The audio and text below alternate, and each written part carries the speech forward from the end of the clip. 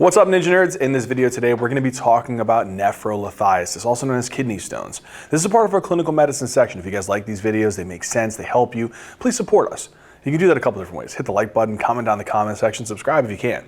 Also, do yourself some benefit. And one of the things I think would really help that is go down in the description box below, click on the link that goes to our website. On our website, if you become a member, you'll have access to notes, illustrations, quiz questions, case series, so many more things that'll help you in aiding in this learning process. And I think it'll help you to ace all of your exams. Go check it out. Without further ado, let's get into this. All right, my friends, so let's start talking about the pathophysiology of nephrolithiasis, right? So what's really causing the stones to form? So when we talk about this, let's say that we have a patient, for whatever reason, they're filtering off specific molecules.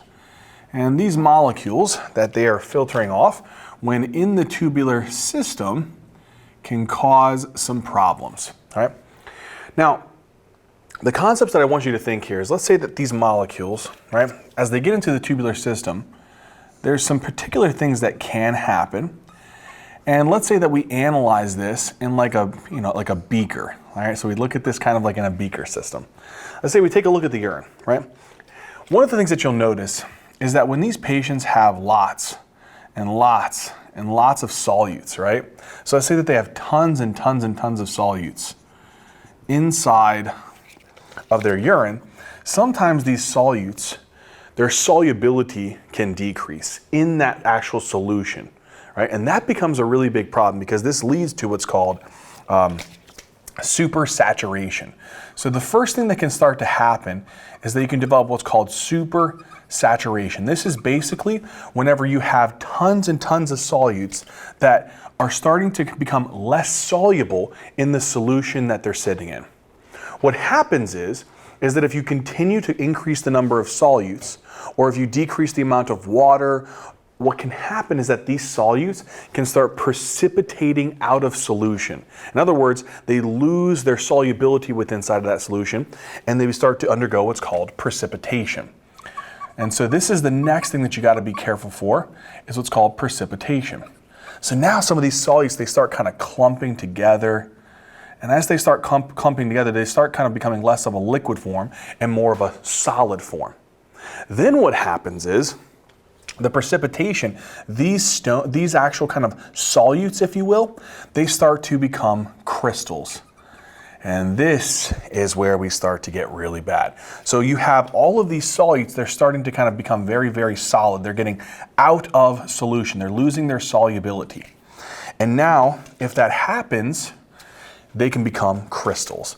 And look at this thing. I'm gonna give it like a little jaggedy edges. You're gonna get all these solutes, they're gonna start precipitating and becoming crystals. This right here is bad. You wanna know why? Imagine this crystal stuck here in the ureter.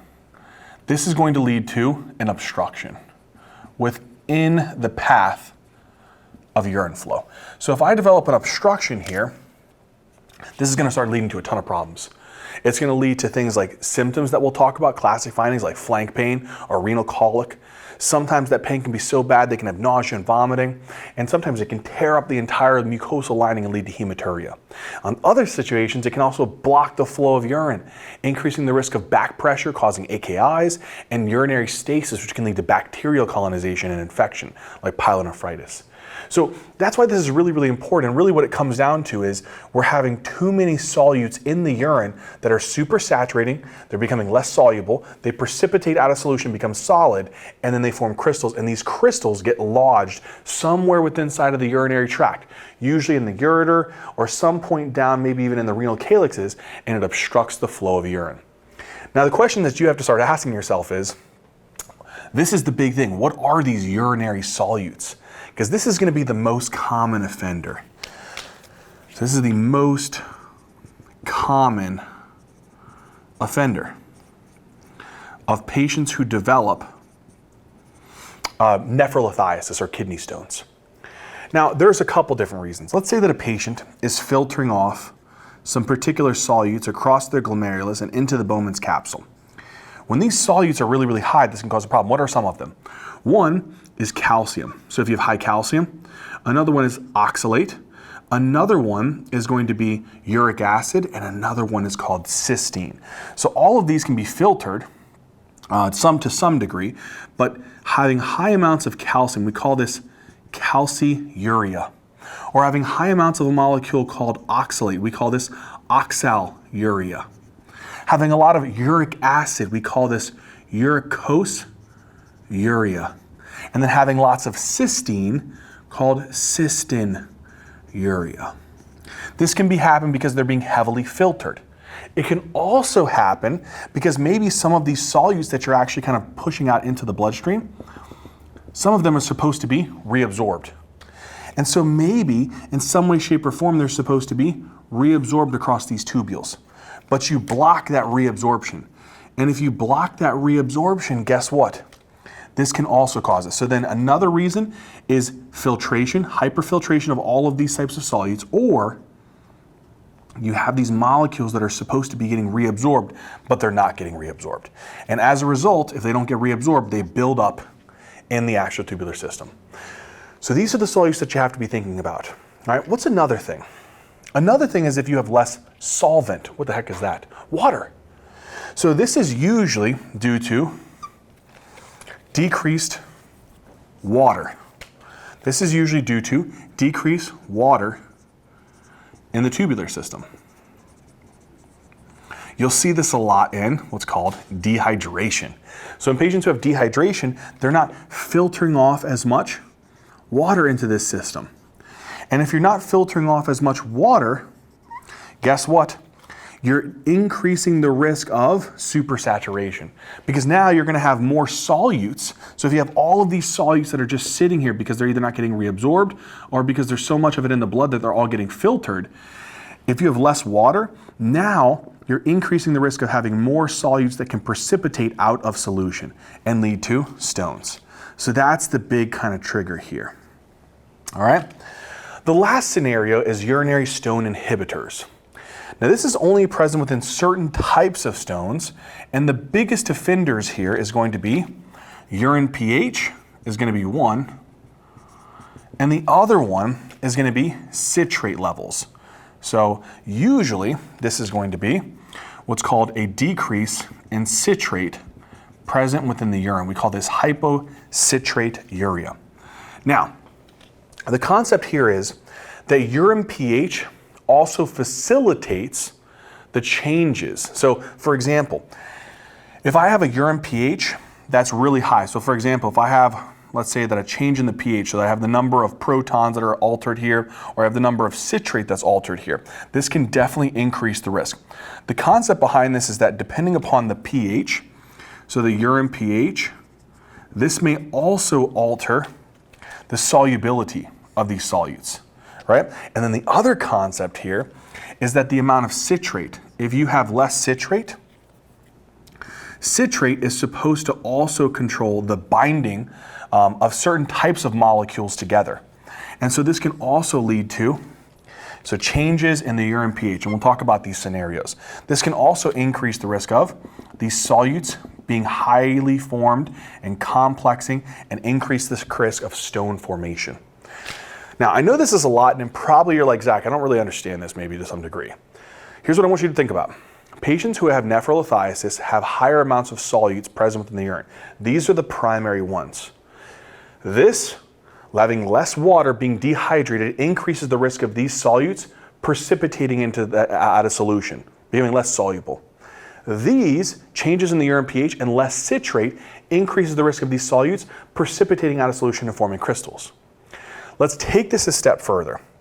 If we come down here and we talk about patients who have less solvent, what type of stone are they at risk for? So these patients are at risk for any stone. Anytime a patient is dehydrated, they have a high risk for any stone. Patients who have these particular scenarios, they're at risk for specific types of stones. For example, let's say that the patient has high calcium within their urine. So in other words, they have hypercalciuria. Having high calcium in the urine puts them at risk for what's called calcium-containing stones, such as calcium oxalate and calcium phosphate stones. And we'll talk about these a little bit. We'll talk about what's causing the elevated calcium in the urine. But this puts these patients at very high risk for these types of stones. And calcium oxalate is by far going to be the most common. Another one is oxaluria. Oxalate is a very important, like, negatively charged molecule that binds to calcium. And if you have lots of oxalate, it increases the risk for calcium oxalate stones. So oxaluria. And again, this increases the risk of calcium oxalate stones. Now, the next scenario here is, what if a patient has lots of uric acid? So if you have high uric acid present within the urine, so uricosuriya, one of the big things here is that this increases the risk of uric acid stones. All right, so it's not too bad to think about this, right? And then if you have lots of cystine present within the urine, you're increasing the risk for cystine stones. So increased cystine urea increases the risk of cystine stones. All right, so now we've understood here that if a patient has elevated amounts of calcium in their urine, so hypercalciuria, hyperoxaluria, it puts them at risk of calcium stones. High amounts of uric acid increase the risk of uric acid stones, and then increased amounts of cystine increase the risk of cystine stones. Dehydration, due to having less urinary solvent, increase the risk of any type of stone.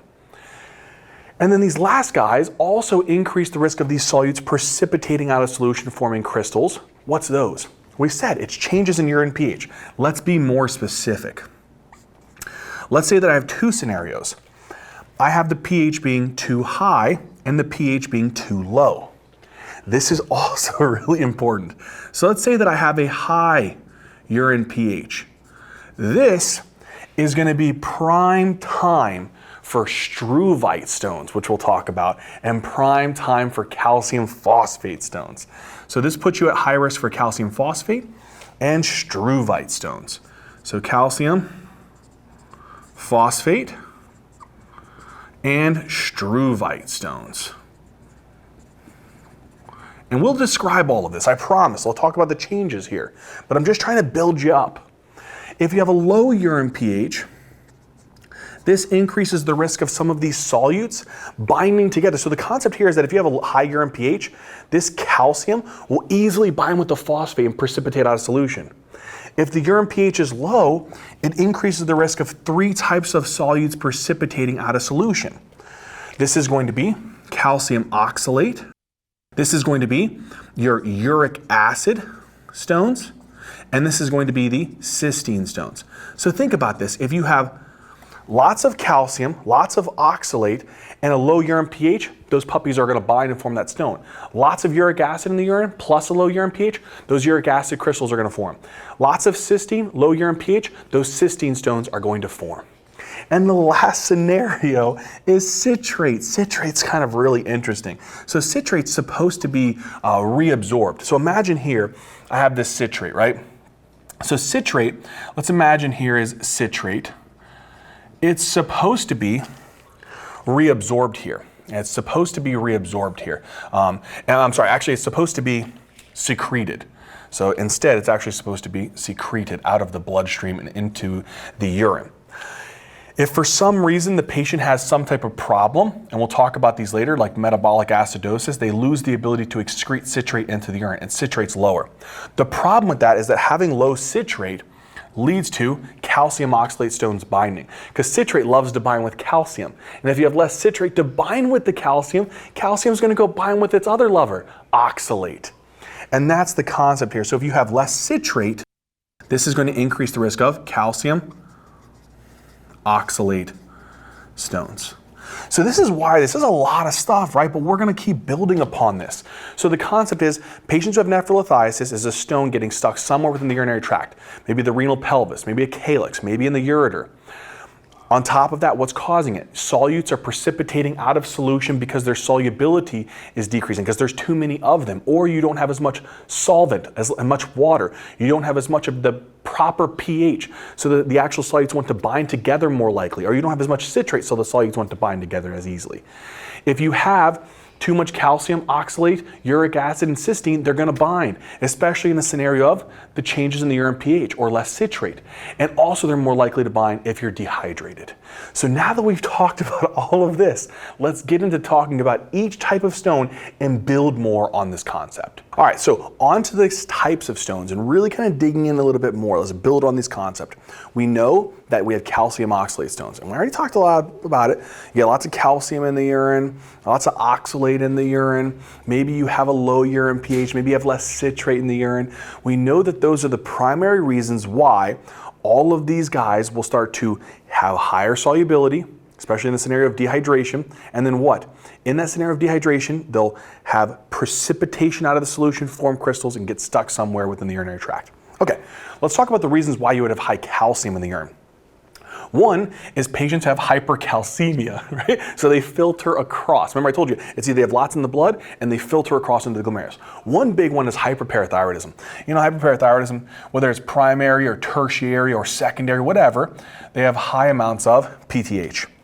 So if a patient is pumping out that PTH, what's going to happen? Well, we know that high PTH attacks the bones, attacks the kidneys, helps to increase vitamin D activation. And what does it do? It leads to high calcium. So they're going to end up with high calcium inside the blood. So I'll put this here to be more specific. This is serum calcium, right? And that high amounts of calcium in the blood is then going to get filtered across the glomerulus.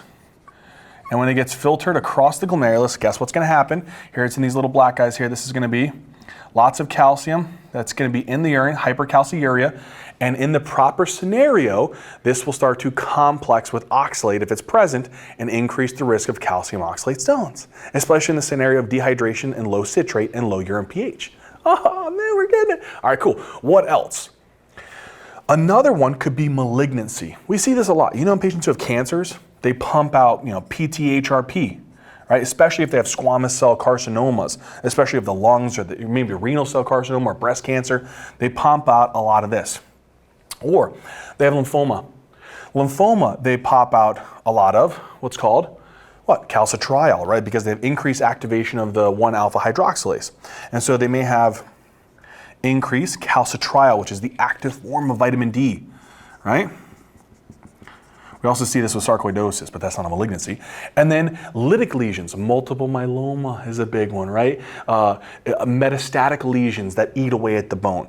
These are also ones that can actually liberate tons of calcium. So if you have some type of lytic lesion, this can also do what? Liberate a lot of calcium. These can also work to do what? Increase the serum calcium, because this will go to the kidneys and the bones. This will increase the absorption of calcium across the GIT. This will just liberate calcium directly from the bone. Either way, this is all causing hypercalcemia and it's filtering. Ba-boom. What's another reason? Maybe it has nothing to do with hypercalcemia. Maybe it's that the calcium that you filter is not getting reabsorbed. So this calcium that you filtered, it has little channels, and you're supposed to be reabsorbing this, but you're not. And as a result, if it is not, guess what? That calcium is staying inside of the urinary filtrate, and again, if there's too much of it, it'll precipitate out of solution, and it'll form crystals, and get stuck. So the question is, what's causing it not to be reabsorbed? A couple different things. One is we know that a high sodium diet, high protein, and certain drugs may alter the reabsorption somewhere within the nephron. So what are these? Well, again, we said it, sodium diet. If you have lots of sodium, it competes with the calcium, especially in the proximal tubule, and you can't reabsorb that puppy. Another one is high proteins. High proteins also has an effect on leading to less calcium reabsorption. And then lastly, loop diuretics. Loop diuretics actually help to, they basically block the sodium potassium 2-chloride cotransporter in the thick ascending limb. But what they do is they create like a positive charge essentially across the membrane, which blocks calcium from being reabsorbed. So that gets lost in the urine, or at least higher in the urinary filtrate. So these are big triggers. So you want to look out for the patient and their history. So say you have a patient comes in calcium oxalate stones, you check a PTH, a PTHRP, a calcitriol level, maybe look to see if they have any history of like lytic lesions of sort. And if hypercalcemia is not the issue, it's probably not these, especially if these are normal. Then you start thinking, what's their diet? Do they have a high sodium diet, high protein diet, or are they on loop diuretics? Maybe change these and then check and see if it's improving. But again, this is going to be the thing that contributes to having lots of calcium in the urine. And so that's what you have to kind of think about here as the underlying mechanism. All right, cool. Let's move on. Let's move to oxaluria. So we know the oxaluria, oops, again, sorry guys, that's going to be another reason why a patient can have calcium oxalate stones. What's causing high oxalate in the bloodstream and then into the urine? All right, this one's actually kind of interesting. One is you're not absorbing fatty acids. You're like, okay, wait, what are you talking about? Fatty acids, Zach, what the heck does that have to do with the kidneys? Listen, let's say here I ingest fat, right? That fatty acids is supposed to be absorbed across the GIT. But let's say that a patient has a disease of some sort that is inhibiting that ability to absorb the fatty acids. If I can't absorb them, then what happens to them? They build up inside of the lumen. So now I got more of these things just sitting in here, and you're like, oh great, I got more of these fatty acids, right? So these little orange guys are representing fatty acids. All right, okay, cool. There are lots of fatty acids. All right. What happens is fatty acids love calcium. So this is little black dots here. This is my calcium. And what happens is these fatty acids will take the calcium and they'll bind to the calcium, and then you'll get these complexes that get lost into the stool. So now these are going to be lost in the stool. So you'll have kind of a fatty stool, which we call steatorrhea, but on top of that, you'll have lots of calcium loss in the stool. Now that's probably weird. You're like, Zach, okay, how's that going to cause calcium oxalate stones? You're losing calcium. What's the oxalate? Here's oxalate in this kind of like pink color here. Oxalate is supposed to bind with calcium. But if you have free oxalate, guess what happens? He just says, all right, I'm going to start getting absorbed like crazy. And then this oxalate gets absorbed. When the oxalate gets absorbed, it then goes from here and gets filtered across the glomerulus. And so now look at this. Look at this. This is cool. This oxalate that you just absorbed is going to get dumped into the urine. And then what it's going to go and do is bind with the calcium and then form calcium oxalate stones. So that's how we get this, is that now we dump this thing and you have enough oxalate to lovely bind with any calcium and then precipitate out a solution and get, what do we call it? Calcium oxalate stones. So that's how we get the oxaluria, right? The question that you have to ask yourself is, what is these diseases that is impairing absorption? Anything that causes a malabsorptive syndrome. We see this a lot in inflammatory bowel disease, like Crohn's, right? So that's a really, really big one.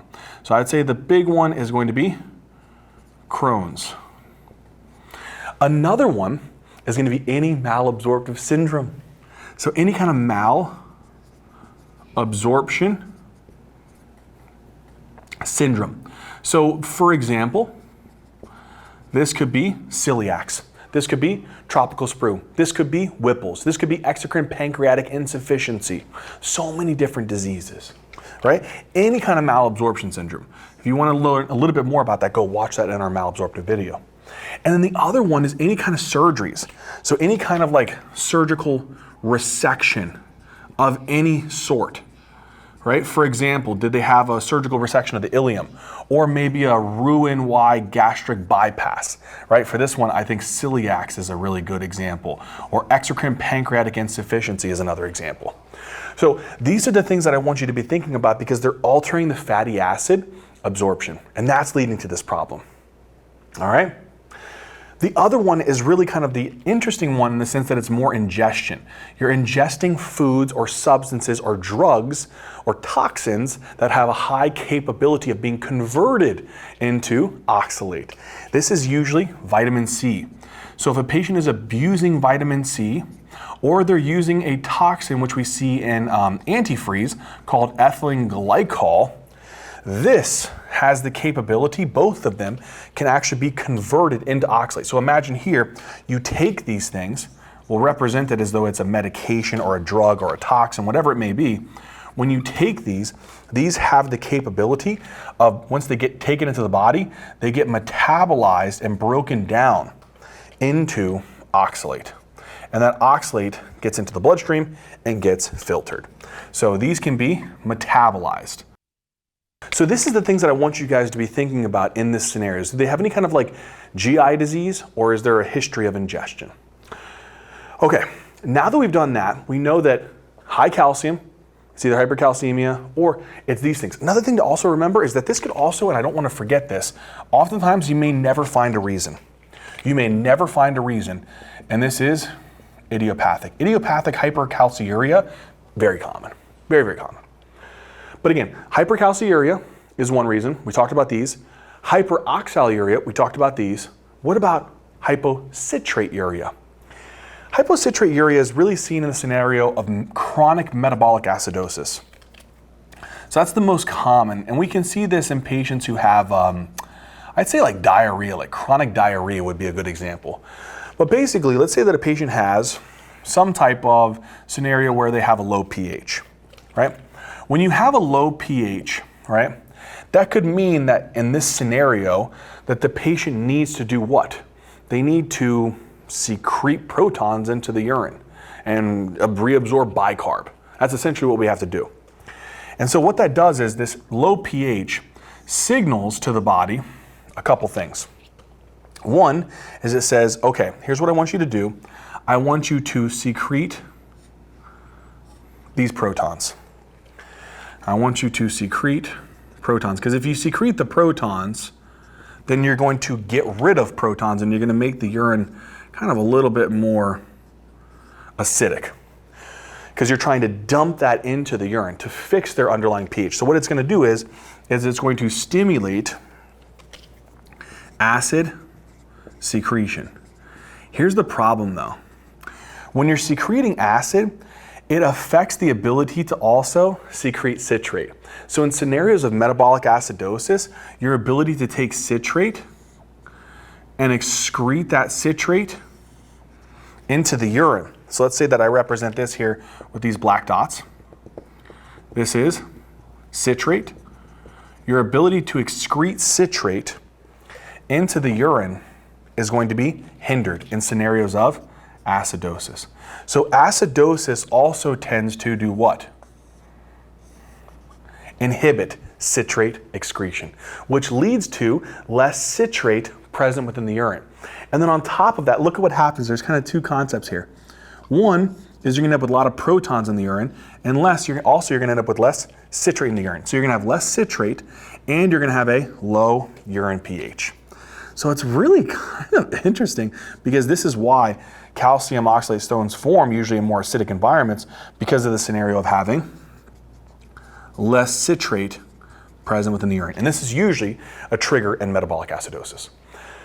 My friends, if a patient is dehydrated, they have metabolic acidosis, they have hyperoxaluria due to problems with fatty acid absorption or ingestions, they have hypercalciuria due to hypercalcemia or impairment in calcium reabsorption, this is going to increase the risk of the most common stone, known as calcium oxalate stones.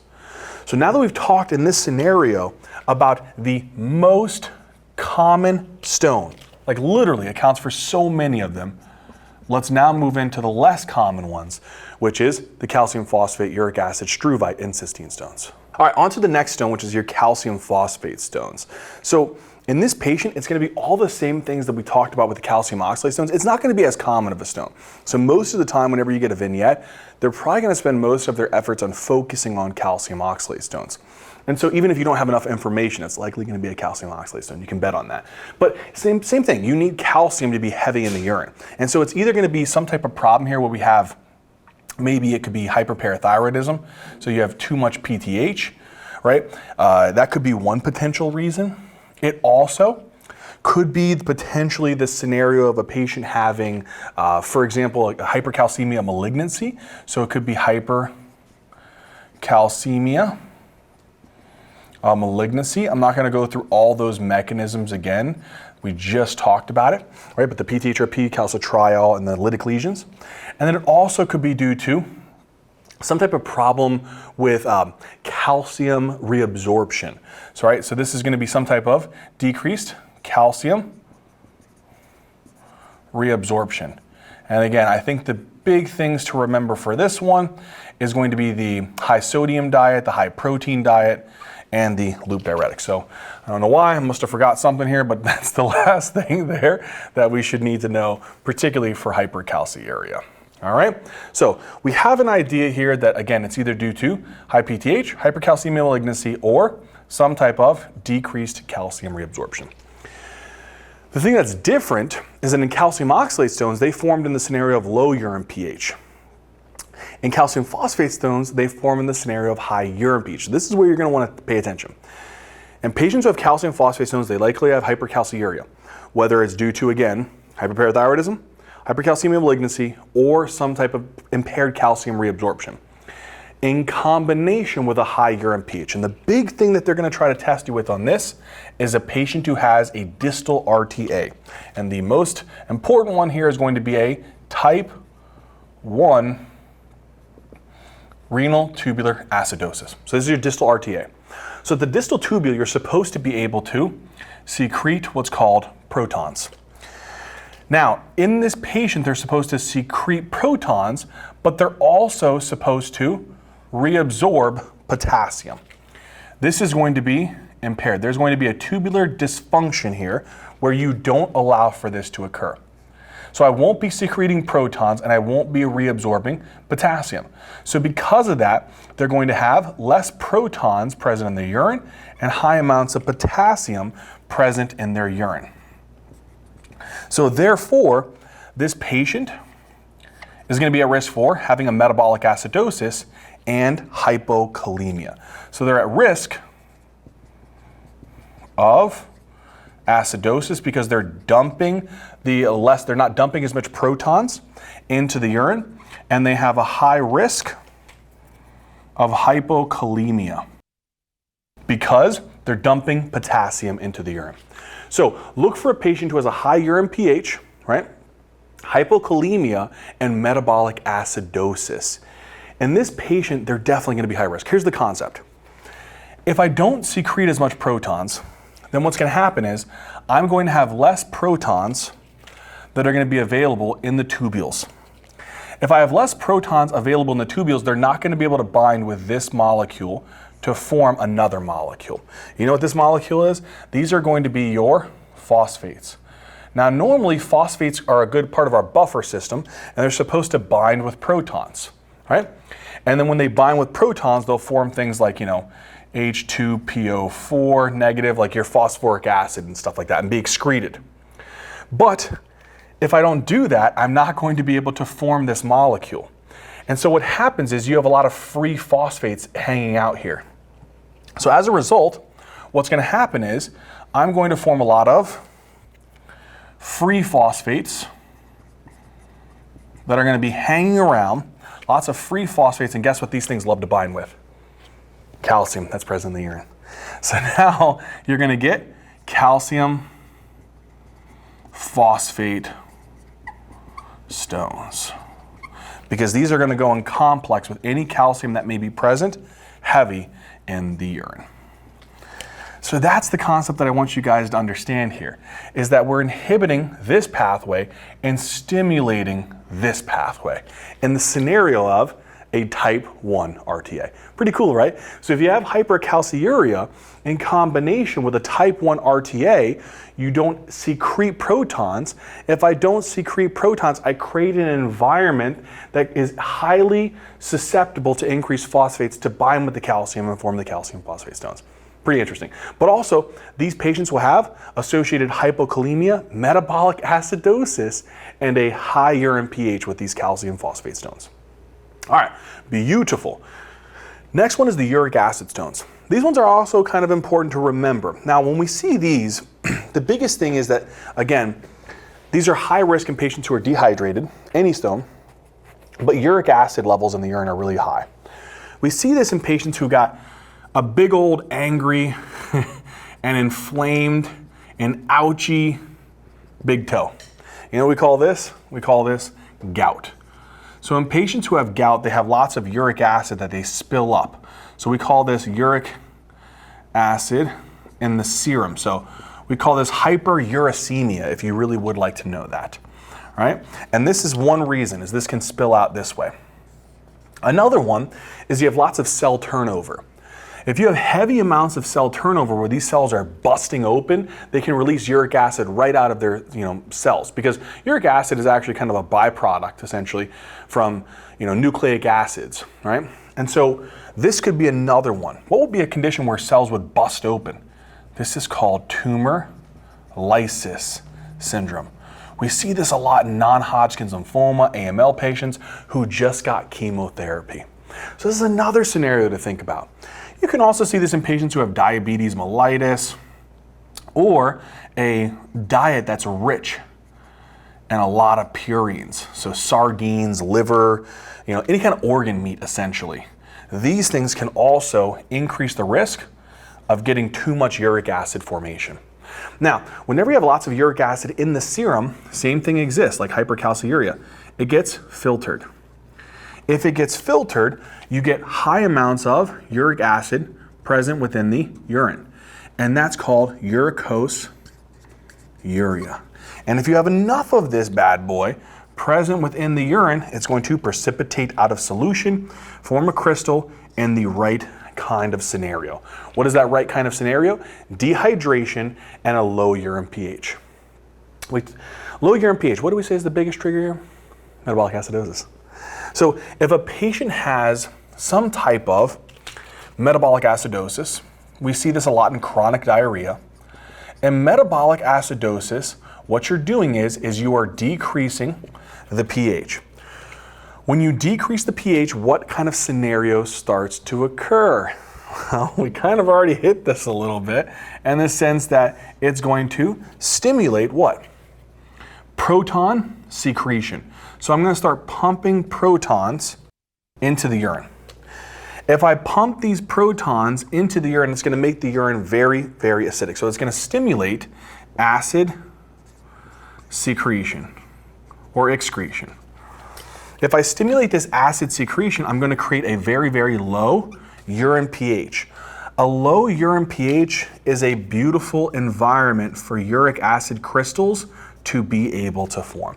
And that's going to be a combination that'll lead to these stones.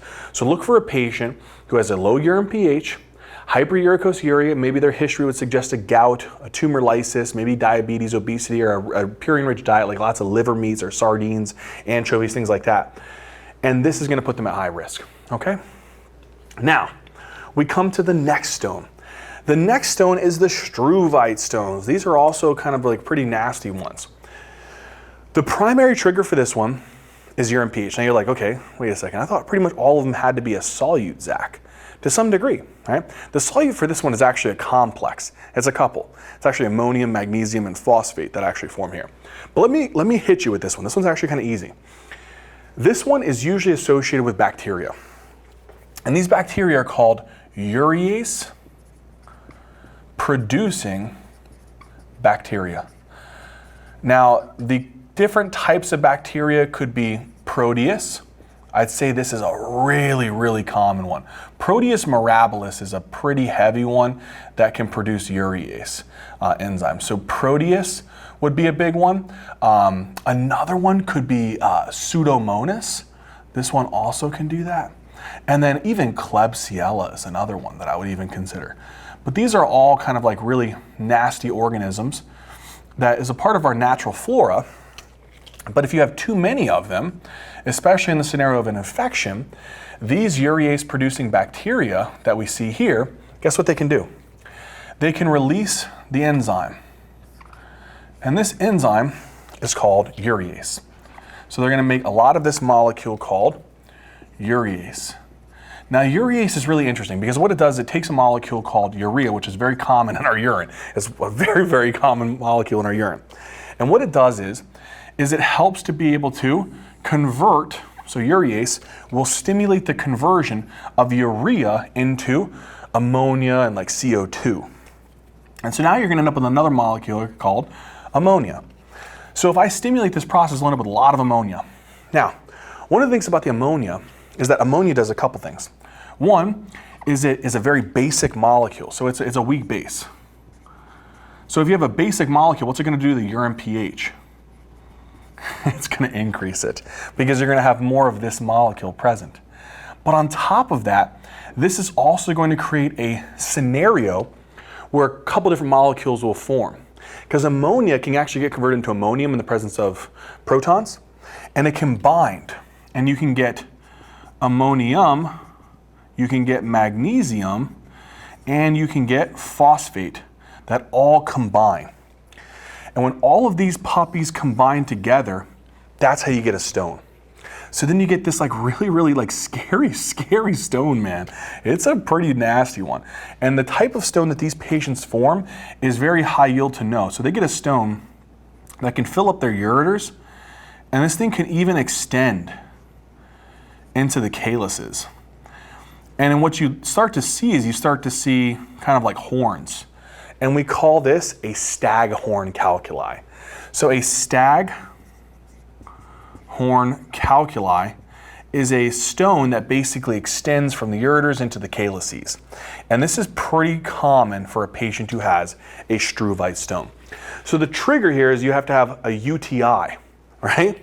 If a patient has a urinary tract infection, chronic one, so chronic UTI, they'll have lots of these urease producing bacteria who produce lots of urease, create an alkaline environment, and create a scenario to form these stones. And these stones can really be nasty and lead to staghorn calculi. All right. This one's a good one, very commonly tested on the exam. The last one is the most rare type of stone that you'll see in younger patients. And this is usually due to a genetic disease. So we said one of the solutes that is high amounts of cystine. So usually these patients have some type of genetic problem. So they have a genetic mutation. So it's usually a genetic mutation. And they're going to be a little bit younger. But what's going to happen is they have a transporter here. And what you're supposed to do is, let's say here you have cystine. Cystine is a natural amino acid. And what happens is cystine is supposed to be reabsorbed. But if it's not reabsorbed, right, because there is a genetic mutation in the transporter. So it's a genetic mutation in the proximal convoluted tubule amino acid transporter. And so now, if this transporter's all jacked up, I can't reabsorb cystine.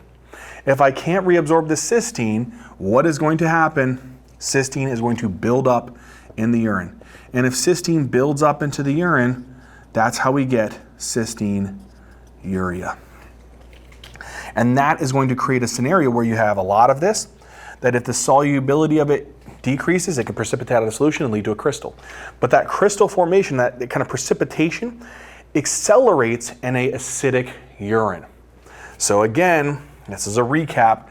A metabolic acidosis, a chronic metabolic acidosis would really increase the risk of this, so especially like diarrhea. In the scenario, what happens? The patient has a low pH. That low pH, the kidneys have to compensate some way, shape, or form. What do? It's going to say, hey, kidneys, can you do me a favor and can you stimulate acid secretion? And if you stimulate acid secretion, you're going to pump protons into the urine. And if you start pumping protons into the urine, that's going to create a low urine pH. And that low urine pH is a breeding ground for the cystine molecules to start sticking to one another and leading to crystal formation. That's the concept that I want you to understand.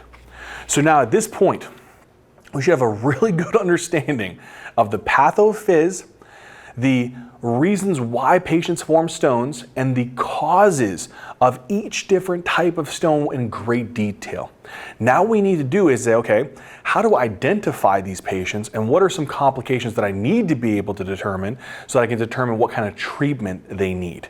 So let's get into that next. All right, my friends, so a patient with nephrolithiasis, right, regardless of the type, whether it's calcium oxalate, calcium phosphate, struvite, uric acid, cystine stones, which we know a lot about now, right? Engineers, we're good like that. All right, good. So we know that they come in with a very classic presentation. Oftentimes, it's going to be flank pain. The concept behind the flank pain is actually pretty cool. We call it renal colic. So So if you think about it, let's say that I have a stone right here, kind of somewhere in the proximal mid-ureter. One of the things that happens is that the patient has kind of a back pressure, right? So kind of the fluid will back up, right?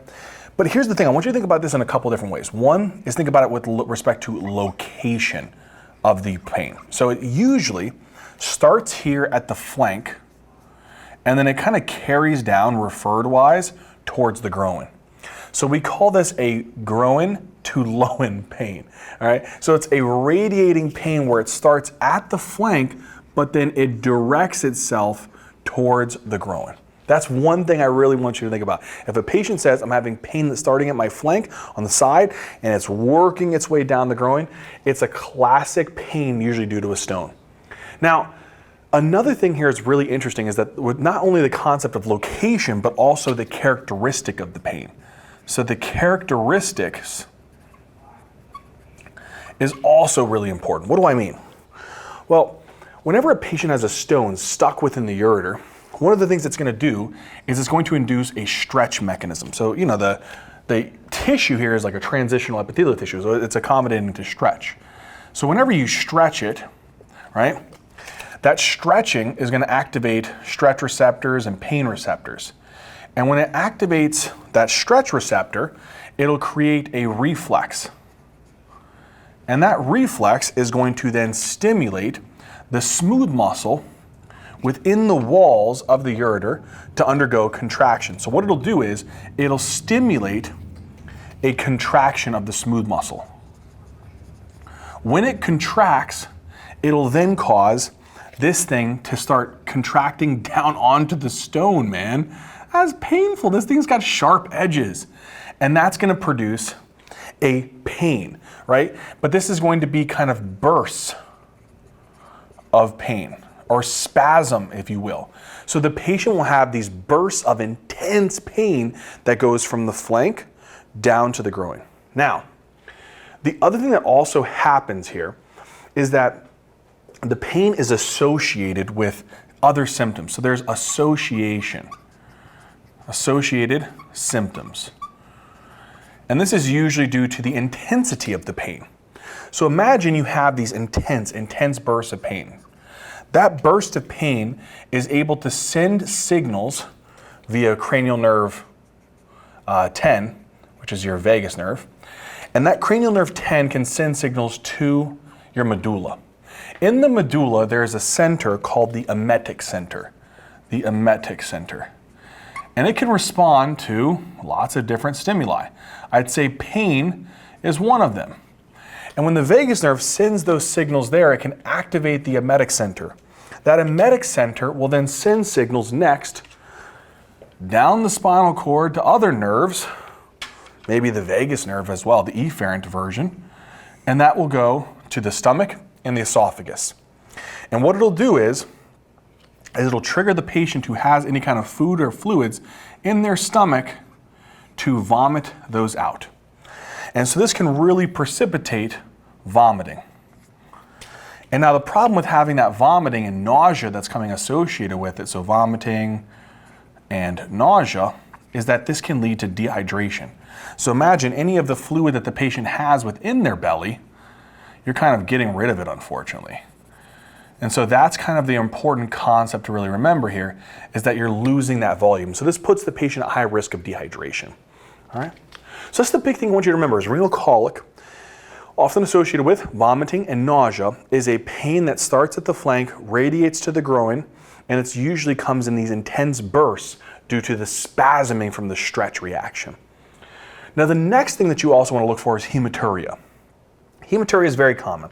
This is because, really, it's pretty straightforward. Look at this stone. It's ripping this sucker up. Look at this SOB. So it's going to cause mucosal injury. And there's small blood vessels that run within the submucosa. If you hit this, oh boy, get ready. You're gonna start causing some bleeding to occur here. And so that's definitely not out of the ordinary to see a patient having hematuria with nephrolithiasis. The big thing to remember for these patients is if they have that loin to groin pain or groin to the flank to the groin pain, is they'll have specific macroscopic hematuria, sometimes microscopic hematuria. But the big thing is when you look at their urinalysis, it really, really helps because there's a lot of reasons patients can have hematuria. If they have hematuria, that's one thing. But you want to look for them to have hematuria without red blood cell CAS. That helps in some way, shape, or form to rule out a patient having any kind of evidence of glomerulonephritis. You also may see some degree of inflammation, but you don't want to see any evidence of leukocyte esterase or nitrites or significant pyuria. So there really shouldn't be any significant leukocyte esterase or any significant pyuria. This helps ruling out pyelonephritis, which can also cause hematuria. And then you want to see really no proteinuria, which again, this would help a lot when it comes to glomerulonephritis as well. So these are the big things that I would definitely be looking for, all right? Now, there is other things that we could look out as well, but I'd say this is the big stuff that you definitely want to be on the lookout for. Now, in a patient who has a lot of this stuff, I think the big thing to remember here is I'm utilizing the urinalysis to help me to rule out glomerulonephritis, to help to rule out pyelonephritis, and also assist me in kind of making the diagnosis of other things, right? So if I have this hematuria, I would then say, okay, if I don't have any glomerulonephritis, no pyelonephritis, so there's like maybe no kind of infection, right? Then I want to say, okay, it's got to be maybe a parenchymal or kidney issue. That's when I start getting imaging, maybe a CT or ultrasound, all right? So you're doing these things to rule out other causes in the process. Now, the last thing that I also want you guys to think about for these patients is urinary symptoms. Now, oftentimes nausea, vomiting, flank pain, hematuria, those are the big ones. Urinary symptoms usually only occurs if the stone is stuck at the UVJ, so the ureterovesicular junction. If a stone is stuck right here, so this is a stone at the UVJ, this actually has the capacity, funny enough, to cause irritation to the bladder. And so then these patients, if you zoom in here, they can actually start kind of triggering the bladder to become irritable. When the bladder becomes irritable, it can start contracting. And if it starts trying to contract, it can cause the patient to have to feel like they need to go to the bathroom all the time. So they can really want to pee a lot. And so this can precipitate urinary symptoms. For example, they could have frequency, urgency. These are really common ones. So frequency, urgency, and even sometimes they may even have some dysuria as well, right? So they may even have some dysuria. Now, when you hear this, you're like, oh, this patient probably has a urinary tract infection. And so you'll see, oh, they have hematuria, maybe because the stones cut up the mucosa, but they won't have any of these true evidence of lots of infection. So they won't have lots of, oh, that was the other thing. Look for no significant bacteriuria. So negative for any kind of significant bacteria, urea. Because the whole point here is that you're trying to rule out a UTI, you're trying to rule out glomerulonephritis, look to see if they have any coagulopathies, and then from there, then go and look at the kidneys. Is there cancer? Is there a stone? Is there polycystic kidney disease? Something like that to figure out the reason. So now let's move on to the next component here, which is talking about the complications that can arise from significant nephrolithiasis. All right, my friends, so now we're going to talk about complications of nephrolithiasis. What's some big things that you got to watch out for? And the reason why I'm stressing these is because these can indicate kind of like a urological emergency, essentially. Now, one of the big things is that whenever a patient has a stone that's stuck within the ureter, it can really block flow, especially if it's a really bad obstruction. And what happens is this can really increase the risk of something called pyelonephritis, which is an infection of the kidney. And the concept here is, let's say that here we have a stone, right? Now, normally, the urine is supposed to flow down this way, but it's not. And so what happens is that urine flow starts kind of backing up. And this can back up into these calyces here and back into the kidney. And what you'll start noticing is as this urine starts kind of backflowing, it'll start getting bigger. And the kidney can actually start kind of swelling and getting a little bit larger. What is this called whenever you have kind of a waterlogged kidney, if you will? So it's getting bigger because it's getting filled with fluid, right? You're not able to get that urine to go in one direction. Instead, it's backing up. So you have this obstruction that's leading to a backflow of urine, which is leading to a distension or enlargement of the kidneys. So you're having a backflow of urine, and this is going to stimulate something called hydronephrosis. So this is one really common finding that we can see in patients who have some type of obstruction that's kind of stimulating this backflow and this enlargement of the kidney. That's one thing it can start. Another thing that can happen here is, you have bacteria. That's another really important problem here. And so let's say here, not only does urine backflow, but let's use this kind of maroon color here and say that bacteria, which is also a very common component in our urine. Bacteria are normally found in all kinds of mucosal linings. That's pretty common. And they can be organisms that we don't really bother with. They're kind of just there. But what happens is whenever you block their flow, normally bacteria should be constantly cleared from our urinary tract. If you have an obstruction, not only causes you a backflow of urine, but you also can cause a stasis of the urine. And so that's the really scary thing, is that we can have what's called urinary stasis. And so if a patient has urinary stasis, what this does is this increases the bacteria that begin to colonize. So again, it kind of goes back here where I can't get urine to flow through here. And so because of that, all this bacteria that's supposed to go this direction starts backing up into the kidneys and starts causing bacterial colonization. And then what happens? This can cause the bacteria can colonize. And then what it's going to do is it's going to cause a renal infection if you have enough of them, and associated inflammation. This is a no bueno. So this is the big issue here, is that if this bacteria continues to accumulate, it's going to start causing inflammation, because it's going to start causing destruction of the tissue. Inflammation, you're going to start activating the immune system. This puppy is going to start getting inflamed. Now, when that starts happening, one of the big things that you have to think about the kidneys is when it gets really inflamed, as you start having this increasing bacterial colonization, replication, you start stimulating an infection, the kidneys are going to become super inflamed. When they become super inflamed, they become tender over that flank. They're very heavily innervated. And so what happens is when you come to the back and you just kind of put your fist there and you kind of tap over those kidneys, they're going to be super tender. And so one common manifestation is that these patients can have flank pain, but it's also, they'll have what's called CVA tenderness. This is called costovertebral angle tenderness. So you come over that area where the actual ribs are, tap on where you suspect the kidneys are, and it's going to be super sensitive.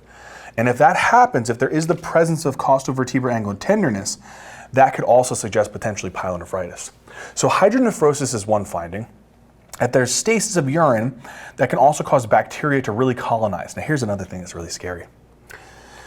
These bacteria, man, if some of them, whenever they get into the urine and they infect the urine, one of the other really big things that you have to think about, so let's say that some of this actually does happen to kind of squeak through here. Let's say some of it does squeak through here. And we're only doing it so that we can actually theoretically talk about this. If some of the bacteria does squeak into the urine and it gets past here, what happens is the bacteria that's in the urine can actually cause chemical reactions. One is that these can increase the expression of what's called these very important kind of molecules. One is called leukocyte esterase. Leukocyte esterase. So this is an enzyme. Another one is called nitrites, and this is a breakdown product from chemical reactions. These are usually indicative that a patient has a lot of bacteria present within their urine, or inflammation really that's going on in the urinary tract. Another thing is the bacteria, guess who's going to want to come off and fight these puppies? You know who? White blood cells. So these bacteria are also going to stimulate, so again, this is our bacteria here. This is also going to stimulate an increase in white blood cells in the urine. You know what that's called? This is called pyuria. This is called pyuria. And if you see greater than 100 white blood cells present within the urine in combination with these, it really suggests the presence of a urinary tract infection.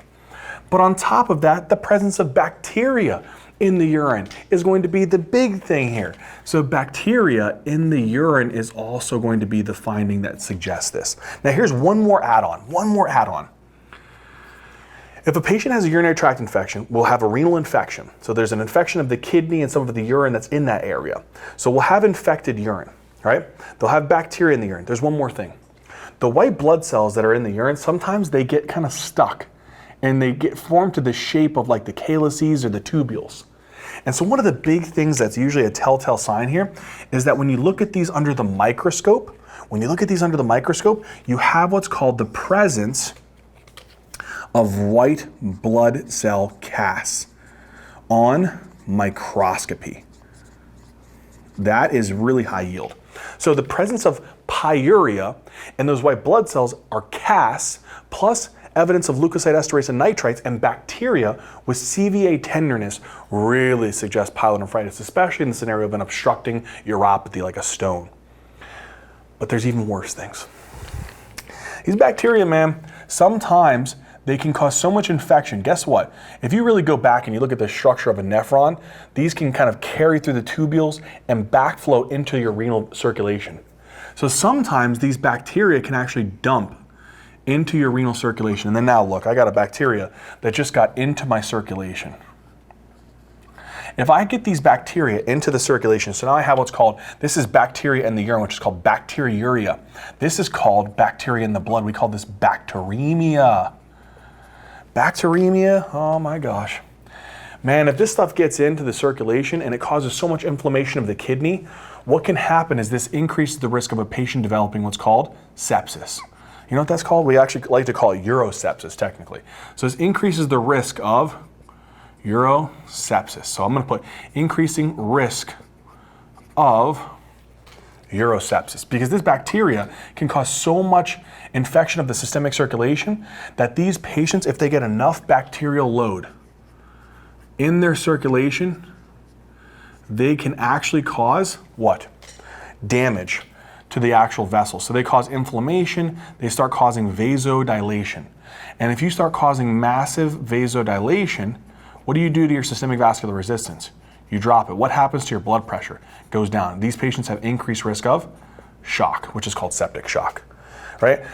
So this problem here is that the bacteria can cause damage to the vessels, vasodilate them, drop the resistance, drop the blood pressure, and potentially kill the patient.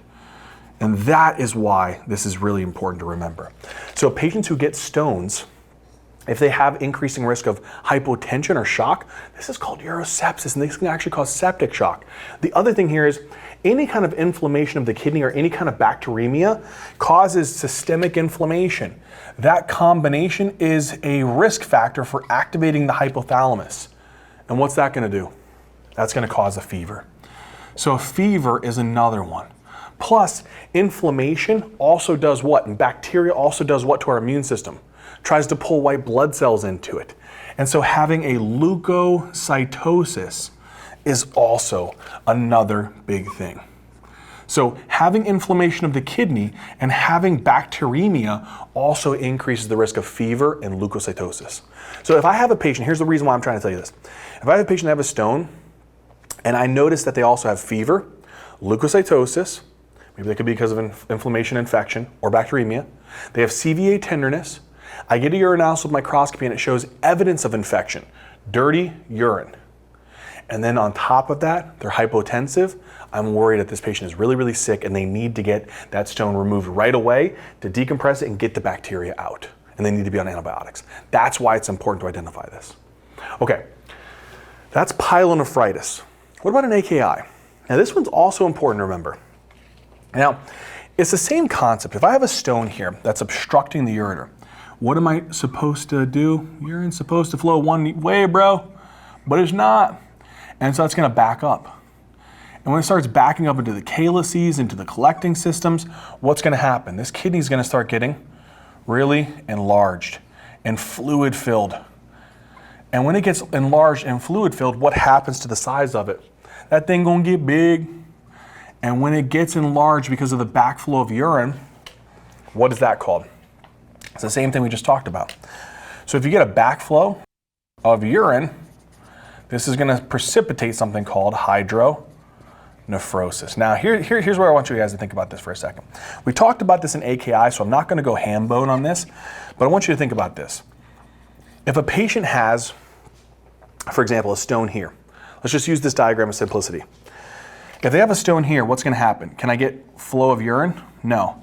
And so because of that, it's going to backflow. As it backflows, it comes here into the level of the Bowman's capsule. And what starts occurring as a result of that? The pressure starts going up. I'm gonna use all these red arrows to represent an increase in the pressure inside of this capsule. So now I have an increase in the pressure inside of this capsule. What is this called? We call this the capsular hydrostatic pressure. So you got to go back a little bit to your physiology, not crazy, but we know that capsular hydrostatic pressure is an antagonist to a net movement, which is this movement, or the glomerular filtration. So in this particular scenario, if you have a high capsular hydrostatic pressure, can you filter? No. What does this result in? This results in a reduced GFR. If I have a reduction in the GFR, what's going to happen to my creatinine? It's going to go up. If I have a reduction in the GFR, what's going to happen to my urine output? It's going to go down because I'm not going to be able to make as much urine.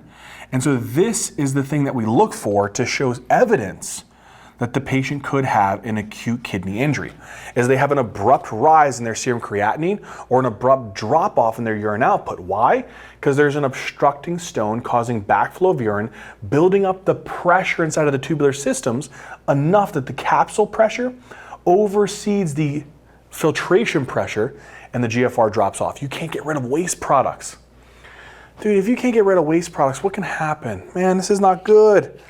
If I am trying to take blood into the kidney and filter things out, but I don't do it, now, oh man, I increase the risk of accumulating potassium, accumulating protons, accumulating sodium in water, accumulating urea. And so what is the risk that comes about here? Protons, acidosis. Potassium, hyperkalemia. Water and sodium, hypervolemia.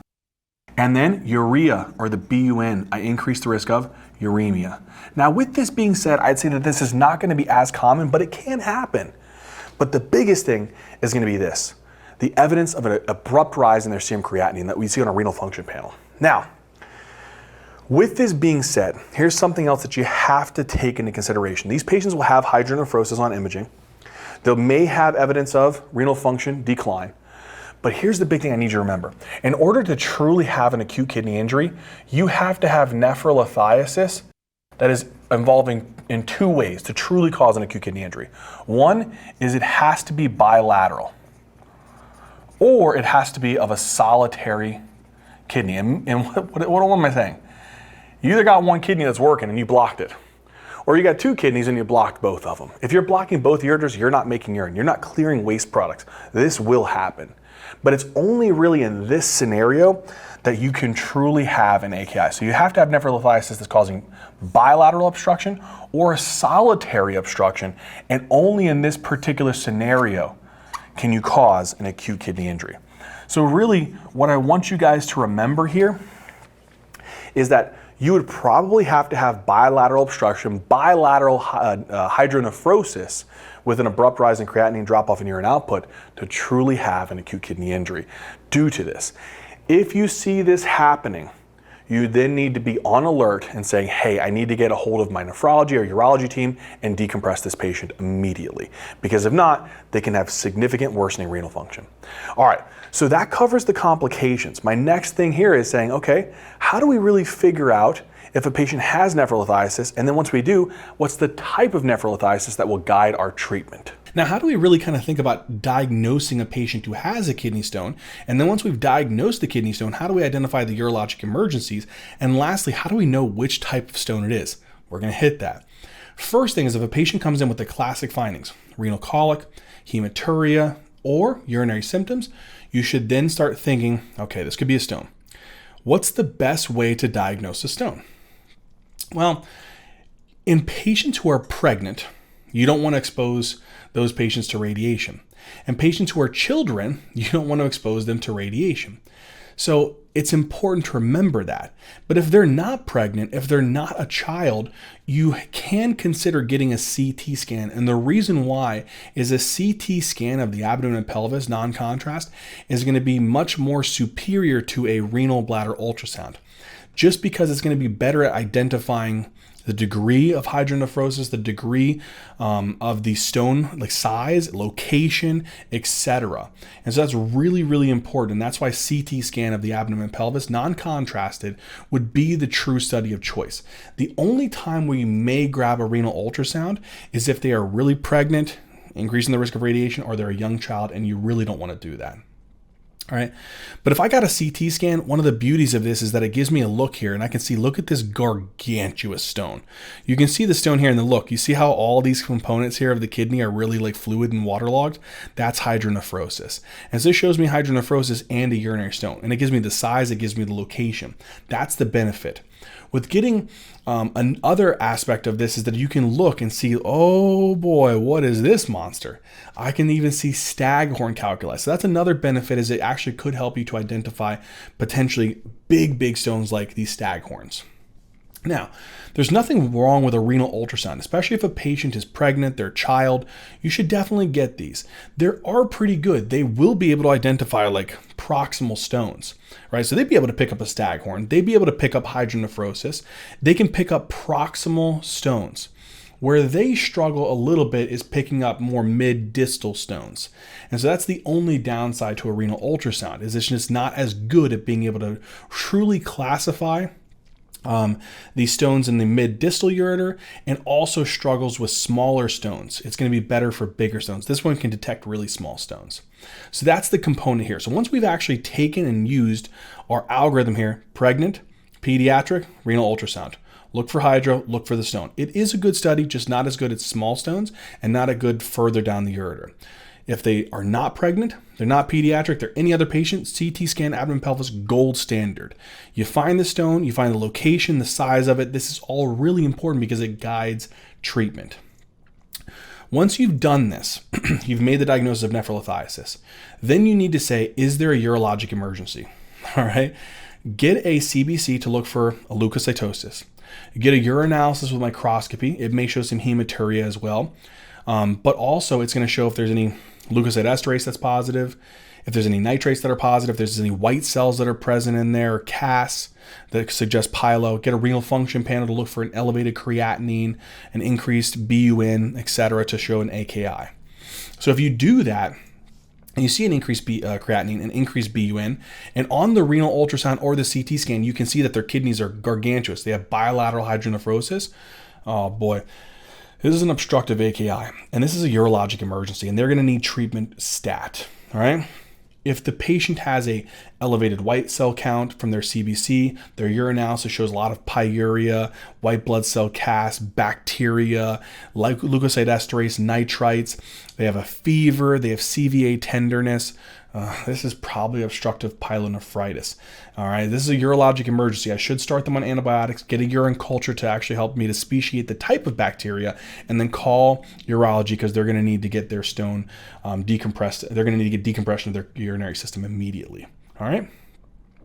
Now, if you don't find any potential complications, then you can go to the next step, which is identifying the type of stone. The best way to do that is to think about it. Okay, I want to think about calcium stones, uric acid, struvite, cystine stones. All right, how do I do that? I'm going to get a 24-hour urinalysis.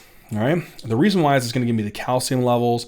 It'll give me some oxalate on findings. It'll give me citrate, uric acid, all of these things. All the things that are going to tell me the solutes in the urine. The urine pH will also be there as well.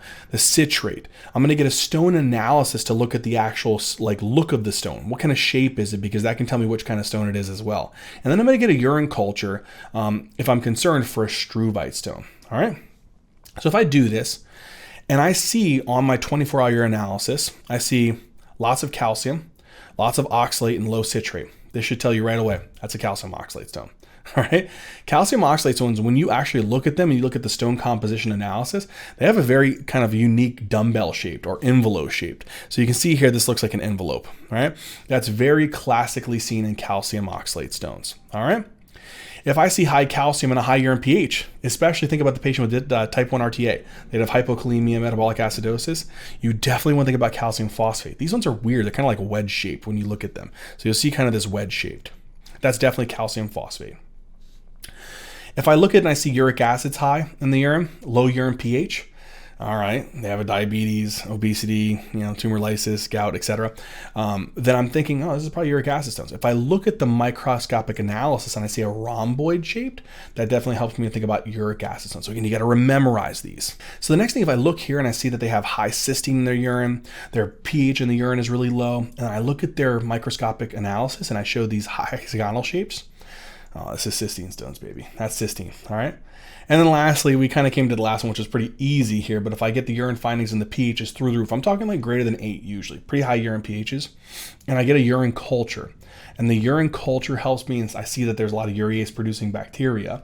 And then lastly, I get the stone composition analysis, and it shows me that it's a coffin lid appearance. That's my Struvite stones. And again, these are the ones that can form those staghorn calculi that I told you about, and I showed you in that CT scan. All right. So with this, we've identified the stone, the location, the type, which is going to help to guide treatment. We identified if there's complications because it can guide emergent treatment. And we identified the type of stone, which will help us to guide preventative treatment. Now that we've done that, let's go through it step by step. If a patient has nephrolithiasis and they're coming in with terrible pain, they're coming in with nausea, vomiting, what do? Treat the pain. If they're dehydrated, give them fluid. And again, based upon the size of the stone, we'll determine what's the next step. So right away for pain, start with NSAIDs, but it's likely patients will oftentimes need opioids. If they appear dehydrated because they do have excessive vomiting, then give them IV fluids. Don't give them IV fluids if they're not dehydrated, though. The theory behind it kind of like helping to pass the stone is not necessarily true. The next thing is based upon the size of the stone. So if it's generally 5 to 10 millimeters in size, we'll initiate what's called medical expulsion therapy. Tamsulosin is one that we give. And basically it's an alpha-1 receptor blocker, and it's going to cause the smooth muscle to relax in the ureter and basically dilate that puppy to help the stone to pass a little bit easier. If the stone is a little bit bigger than that, so it's in between 10 to 20 millimeters, and it's usually in the proximal portion, like near the renal pelvis area where the stone is, we would initiate what's called extracorporeal shockwave lithotripsy. All right, so we'll kind of take like this ultrasonic kind of wave on the outside of their body and hit them with radio waves where the stone is to blast it into pieces and help it to fragment and then pass a little bit easier. If it's a stone that's 10 to 20 millimeters, but it's in the mid-distal ureter, that's when we prefer ureteroscopy. And what's cool about ureteroscopy, and I find this to actually be more effective than ESWL, is it helps you take this scope upwards and you find where the actual stone is.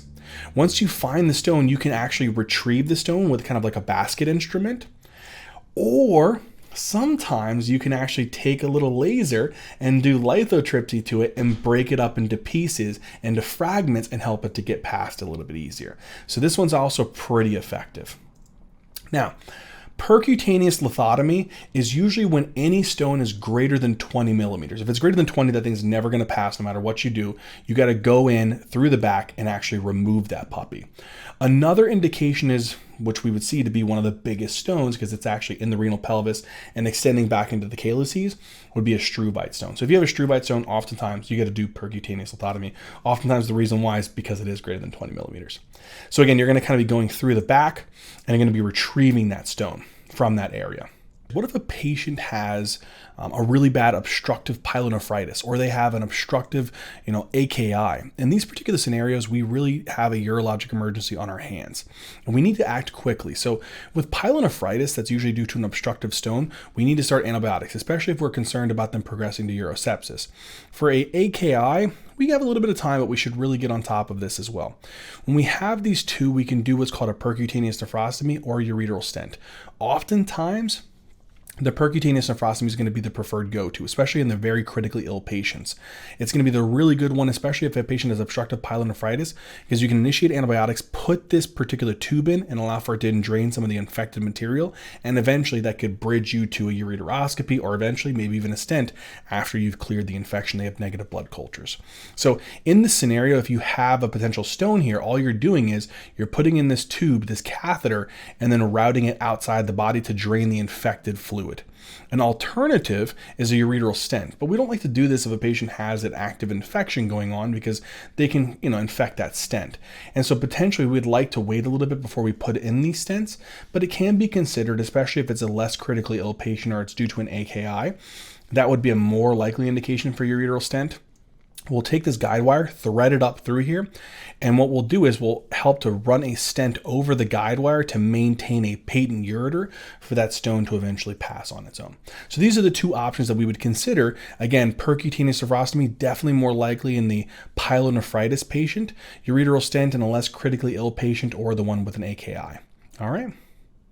All right, that covers all of these ideas of the treatment of nephrolithiasis. Let's now move into a nice step-by-step algorithmic approach. All right, so I know that's a lot. Let's try to put this together in a stepwise fashion. So for example, if I have a patient come in, they're pain exhibiting, oh man, this hurts so bad. Okay, I'm gonna get you some NSAIDs. Oh, that's not working? Okay, I'll initiate some opioids. And then dehydration, give them some IV fluids, all right? Once I've done that, if the patient has a stone that is maybe, let's say, less than 5 millimeters, it's likely going to pass on its own. So I'll just, spontaneous kind of passage, I'll just reassure them, maybe help them, continue to support them through the pain, continue to give them fluids if they need it, and over time they should pass. If it's greater than 5, so it's like 5 to 10, anywhere between that range, then I need to continue to potentially assume it's not going to pass on its own, and I may have to help them to do this. So I may need to dilate that ureter, and that's when I'll add on the tamsulosin. If it's 10 to 20, right, then that's when I got to say, okay, I could probably still initiate the tamsulosin, but eventually I'm going to have to schedule them to get ready to do an ESWL or ureteroscopy in the interim. So then what I would do is I would say, okay, I need to do one of these two. So if it's 10 to 20 and it is what? Proximal, that's ESWL. So that's extracorporeal shockwave lithotripsy. If it's 10 to 20, but in this case, it's more mid-distal, that's ureteroscopy, right? Where I can do the basket instrument retrieval, or I can do lithotripsy and shock that thing and break it up into pieces. Now, the last scenario is if that stone is big, man. I'm talking greater than 20 millimeters, or it's a staghorn. That's when you do the percutaneous nephrolithotomy. So you're going through the back, all right? And the patient who has a urologic emergency due to the nephrolithiasis, they have obstructive pyelonephritis or an AKI, what do? You do the percutaneous nephrostomy or the ureteral stent. Ureteral stent is the more preferred one in the less critically ill, right? Especially pyelonephritis.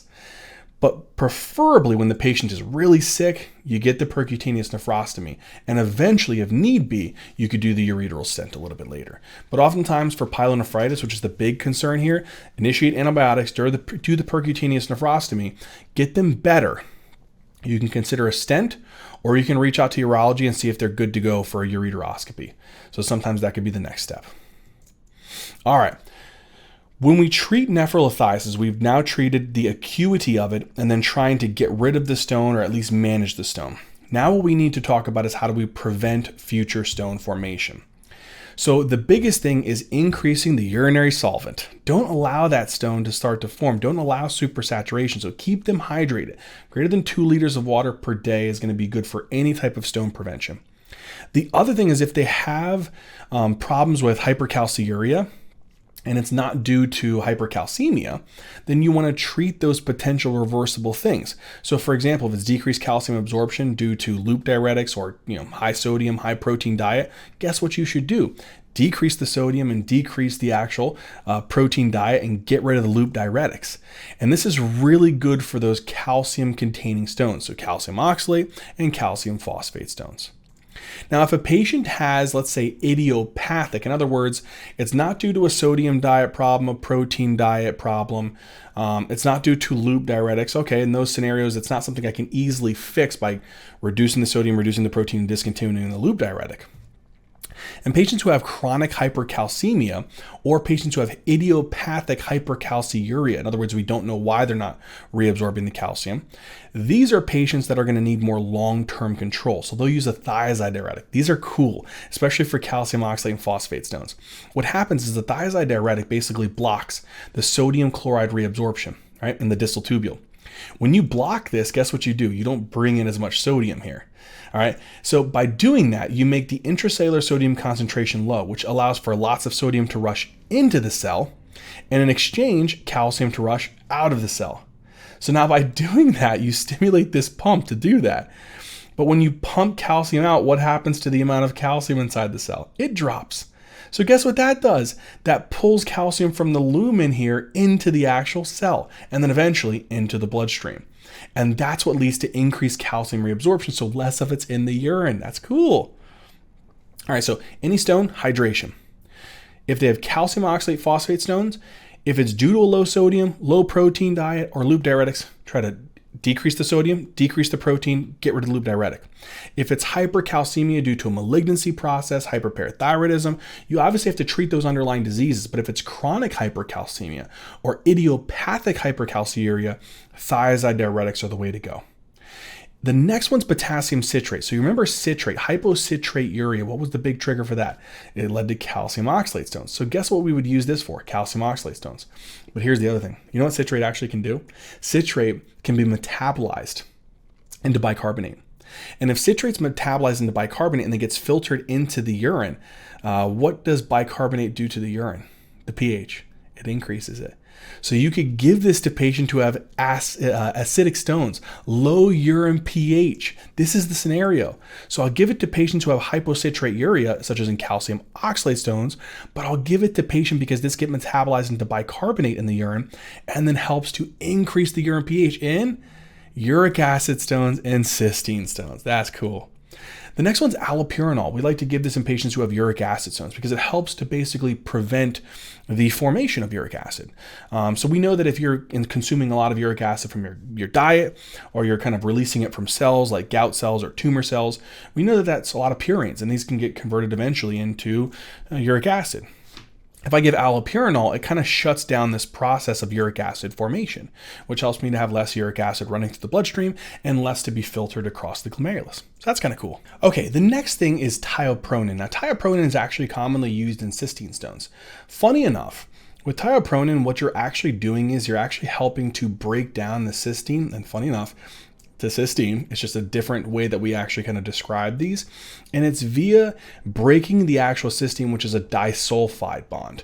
So this is basically having a disulfide bond between it, and you're going to break it down into this cystine molecule. And all that helps to do is if you break this guy down by getting rid of the disulfide bond, you have less of him in the urine and more of this in the urine. This isn't the problem. This is the problem. And so we'll decrease that cystine that's present in the urine, which is rich in the disulfide bonds, and that'll help to reduce the incidence or prevention of future cystine stones. The last one, which is actually really cool, is antibiotics. And this one's based upon the urine culture. So you'll initiate it based upon, so for example, we get it back and there's lots of, Proteus, then we may have to initiate an antibiotic for that gram-negative coverage. If it's a Pseudomonas type, then we may have to initiate like a type of Pseudomonas coverage. But depending upon the bacteria, that's the type of antibiotic that you want to initiate. But this is based upon if a patient has a Struvite stone and they have lots of urease producing bacteria that's present on their urine culture. All right, so how do we put this together in a thoughtful, meaningful way? Every patient who has a stone, we've talked about it. We've treated them with pain, fluids. We've then gone and determined if they need medical expulsion therapy, if they need a urological intervention like ESWL, ureteroscopy, percutaneous nephrolithotomy, if they have emergent indications such as a perc-neph or ureteral stent, etc. In these scenarios, once we've done that, then we have to treat the underlying cause. Give all of them fluids. If the calcium in the urine is high and it's a calcium stone, decrease the sodium, decrease the protein in the diet, discontinue the loop diuretics if they're on them. If they have a calcium stone that's due to idiopathic hypercalciuria or chronic hypercalcemia, thiazide diuretics will help to prevent that. If their oxalate's high in the urine, what do you got to do? This one's interesting, especially in calcium-containing stones. These patients for calcium oxalate stones, believe it or not, do not restrict their calcium and decrease their vitamin C intake. Those are really important scenarios. For low citrate, guess what? You just give them the citrate, especially if there's calcium oxalate stones. Another scenario is if their urine pH is low, and this is in uric acid stones and cystine stones. Give them potassium citrate. If their uric acid is really high in the urine, guess what you do? Allopurinol. If their cystine's really high in the urine, help to basically convert this into a form which is not easily going to bind and form these cystine stones, and that's by giving tiopronin. All right.